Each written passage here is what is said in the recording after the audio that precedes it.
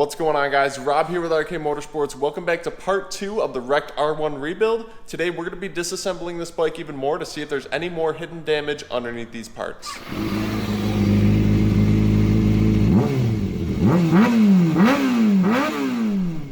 So first things first, in the first episode, I kind of ended it with a kind of guess the price of what I bought this bike for. I want to send a big congratulations to Marcelli. He was actually the first person to comment a guess on the price, and he hit the nail right on the head. $5,000 is what I paid for this wrecked R1. So congrats to Marcelli, but I still think $5,000 is a good deal for this bike in the condition it's in. So let's dive right in and let's start taking some of these parts off and let's see if we can get this bike stripped down.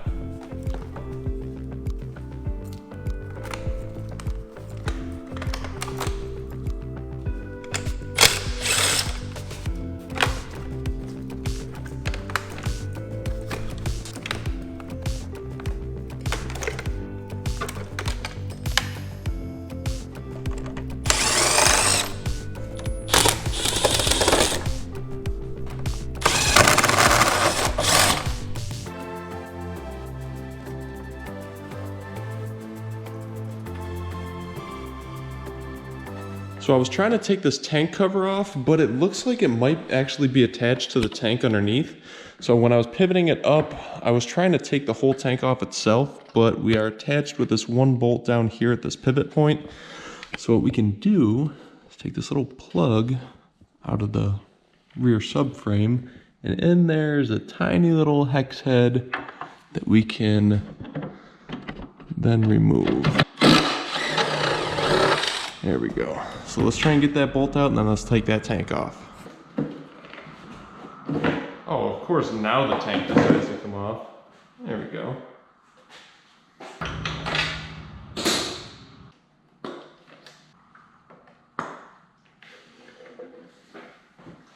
So we've got that tank off the bike. We've got the tank cover over here. Right there. I was hoping that there would be some kind of writing or a label on the underside of this, just so I could kind of see, who made this carbon fiber tank cover, because this is really nice. I would not mind buying another one and reusing that.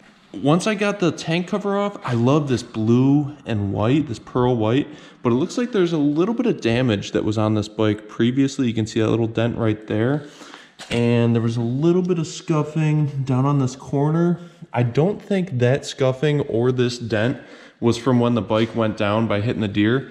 So I'm thinking that possibly, this bike was in a minor accident earlier on in its life, and that's why they put the tank cover over top to kind of hide those small blemishes. But this tank is still in really good shape, and I really like this blue and white theme.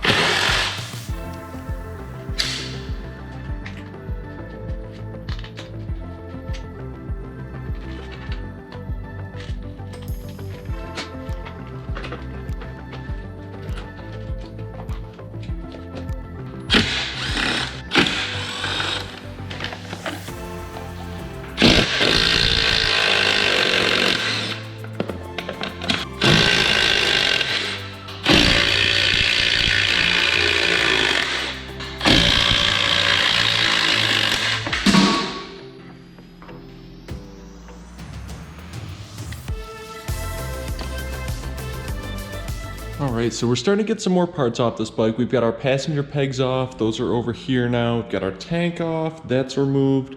We've got pretty much the battery tray from down here that would sit right here. That's removed. And we've got all of our wiring that would go through the tail. We've got that all stripped and pulled to the front. So now what we can do, there's nothing else holding this subframe in except for these 4 bolts that hold it to the main frame. So what we're gonna do is we're gonna take some Torx bits and we're gonna take those off, and then we're gonna take this complete part of the tail off the bike.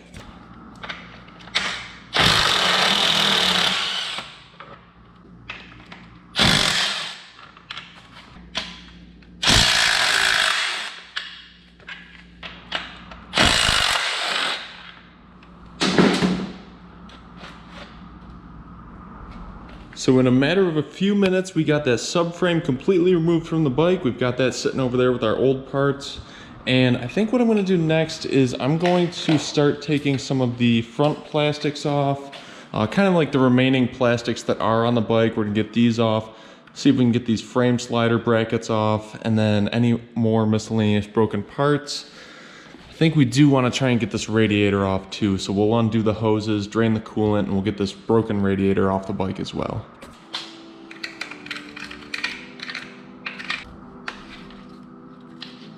Oh yeah, this bolt's a little bent.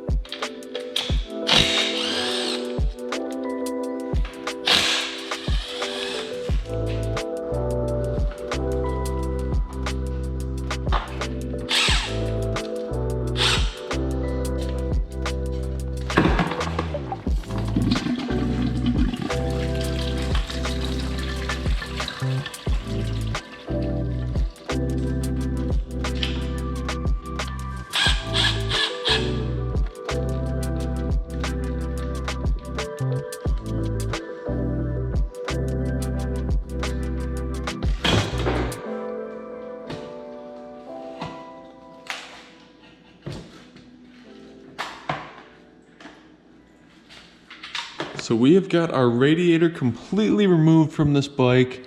Used to be sitting right here. Now we can see straight to the headers. These headers look really nice. Really no damage sustained to these, so that's good. And when I was taking the radiator off, this little guy popped off. It's the wires for the fan over here. You can see this fan is all smashed up and I'm trying to spin it. This is just smashed up against there. So the fan over here is still looking pretty good, still spinning nice, and our cable's intact. We can put that fan on our new radiator when we get it, but we're gonna have to get a new fan for this side.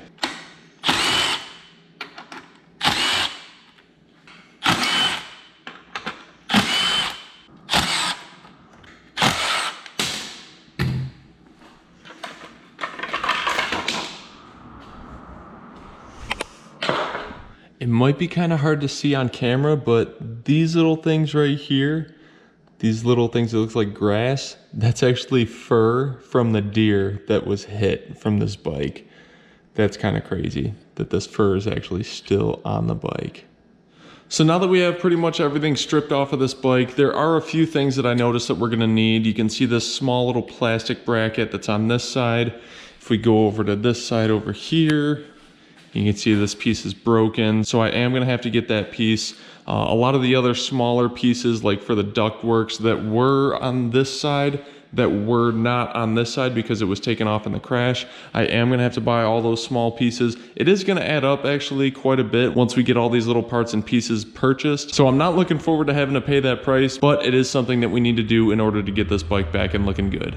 All right guys, so you can see we got our old parts here. We've got our bike all set, ready for me to order some parts. So that's what I'm gonna do off camera. I'm gonna get a list of parts ordered, and once those arrive in the next episode, we will start slapping some new parts on this bike. So if you guys have not already, make sure you hit that subscribe button, and I will see you guys in the next episode. Peace out.